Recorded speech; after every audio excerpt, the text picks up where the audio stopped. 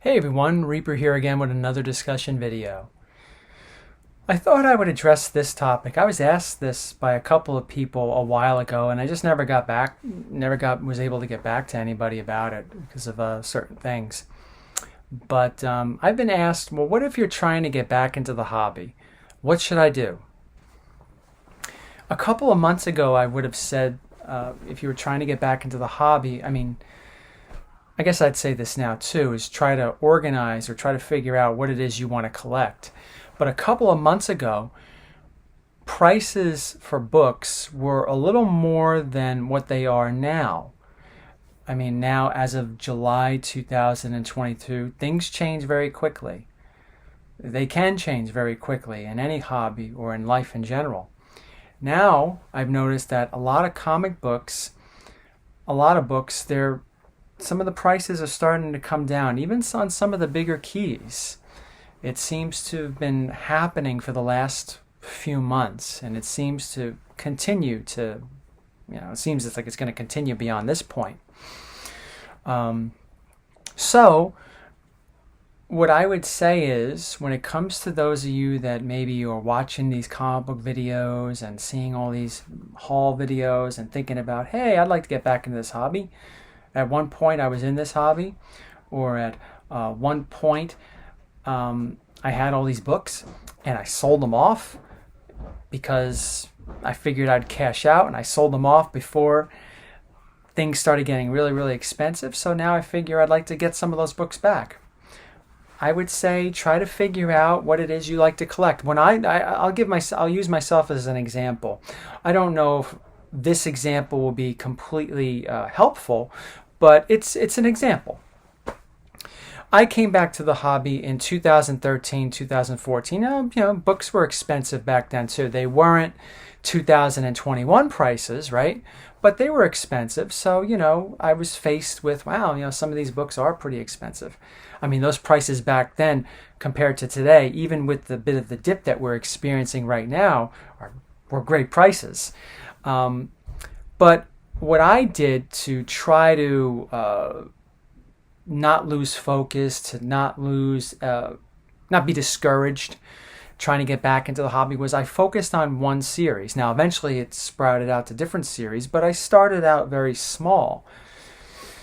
I started out with saying I just wanted to collect Uncanny X-Men books. I came back to the hobby and I said, there are all these books out there, Spider-Man and so many others, that may be just a little too pricey for me at the moment.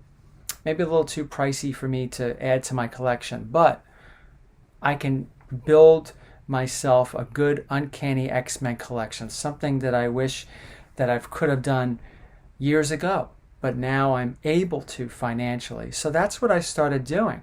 And if you watch some of my earlier haul videos, and even in the earlier haul videos, I started moving away from that idea. But remember, I started collecting late 2013 and into 2014. My haul videos didn't start coming out until, 8 years ago, right? 8 years ago around this time, the summer of 2014. I can't believe that was 8 years ago. Time flies, right? It's like my 8-year anniversary. But anyway, who cares? But that's what I did, and it helped me out in many ways. It kept me focused. Like I said, I eventually branched out to other things, but I don't think I would have been able to branch out on other things if I didn't have that initial focus. It's almost like time management for people that have problems with time management. Well, how am I able to learn better time management? Well, there are many different ways, but you should really focus on something that's more important than others. And if you get used to the routine, you get used to doing that, then you can start focusing on a bunch of different things. You'll in theory, be able to manage your time a little bit better. That may work for some people, that may not work for others. But that's what I did. I came back and I started collecting X-Men. One of the biggest purchases I ever made up until that time was getting an X-Men #1, which was not only a big purchase financially, it was a big purchase for me when it came to my collection. This was like, wow, this is the gold standard at the time in my collection. to finally have an X-Men #1.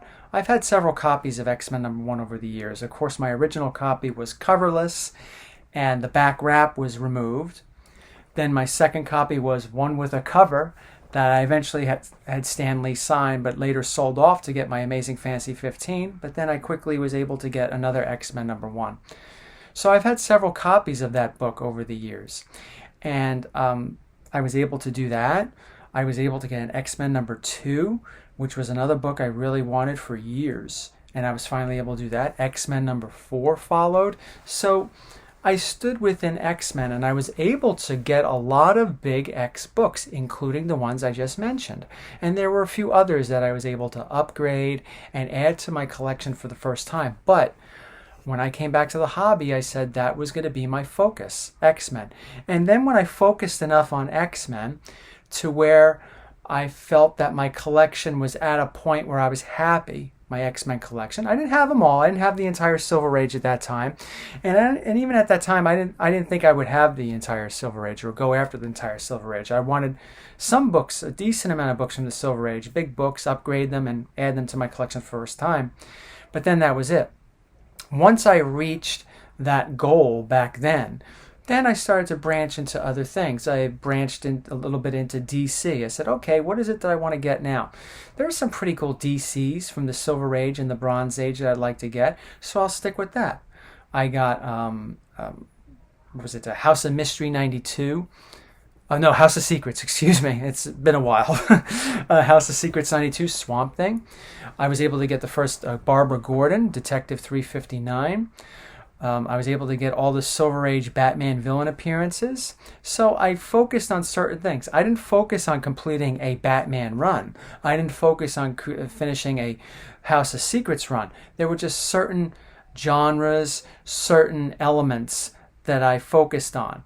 And other things took a back seat. You might have heard me say on this channel quite a few times, at the time I just didn't get this book. I should have gotten it. Well, the reason why I avoided a certain book or certain books was because I was focused on something else. If I didn't have that focus, I could have easily been overwhelmed with all the books I wanted, the prices that they were going for, and I probably would have quit or would have stopped, and it would have been a complete waste, and I wouldn't have been able to rekindle my enjoyment, my love for the hobby if I had done that. So, long story short, too late. For those of you that are interested in coming back to the hobby for whatever reason, you sold your collection off, or you want to come back, or you left years ago and you now want to come back and start adding to it again, whatever it is, but you feel a little overwhelmed, you don't know what to do, I would try focusing on one thing. Maybe two things if you could handle it. Because if you just start focusing on all of these different things, all of the books that you want, I want all these DCs, I want all these pre-codes, I want all of these Marvels, you may just get so overwhelmed in many different ways and just say, screw it. This was a waste of time. This was a waste of money. I think to try to avoid that, to really rekindle an enjoyment or a love that you've had for this hobby or you have for this hobby, you might want to focus on collecting one particular type of genre or one particular series or something to that effect, so that when you feel that when you've gotten enough of that, I've collected enough pre-codes or I've collected enough DC silvers, you might move on to something else and you take it one step at a time. I think, and I'll close with this, I think a lot of us, we want everything and we want it now. We have a cell phone, we have a computer where we could go on eBay, where we could go on all these other media sites, sales sites, we're selling comics, and we could get them if we want to. But I think also we could become very overwhelmed with prices and all that stuff. We get wrapped up into the moment, especially if you have an addictive personality. I think it's something that a lot of people don't talk about when it comes to hobbies and other things, that sometimes there are those of us that have addictive personalities. Maybe some of you used to collect cards and then you moved on to comics or action figures or video games or whatever. You have that personality where you just have to collect, and it's addicting. And it could be, there could be worse things to be addicted to, right? But also there's a financial element that could be dangerous. There are some people that may have had addictions to substances in the past, which are bad. And they're moving away from that. They're trying to move away from that, or they have moved away from it, but the addictive personality is still there. And then they move into a hobby like ours, or other people's not other people's. Everyone could have these other hobbies like gaming and all that stuff. And the traits are still there. They go crazy getting all these different things, and then they wind up asking themselves questions, or they dig themselves in a financial hole that they can't get out of. Again, knowing yourself, knowing a specific thing that you want to collect for can help out with this, I think, greatly. Can really get you on track and help you control some things, addictive things, because I think we all have addictive personalities in some respect, in some regard. But also, I think it can help you in rekindling that I've been talking about, that love for the hobby. So I hope that helps. It may not have been incredibly helpful, but that's just my advice to you. And for anybody that's listening that's been thinking these things or have asked themselves these things about getting back into the hobby. Take care and be safe.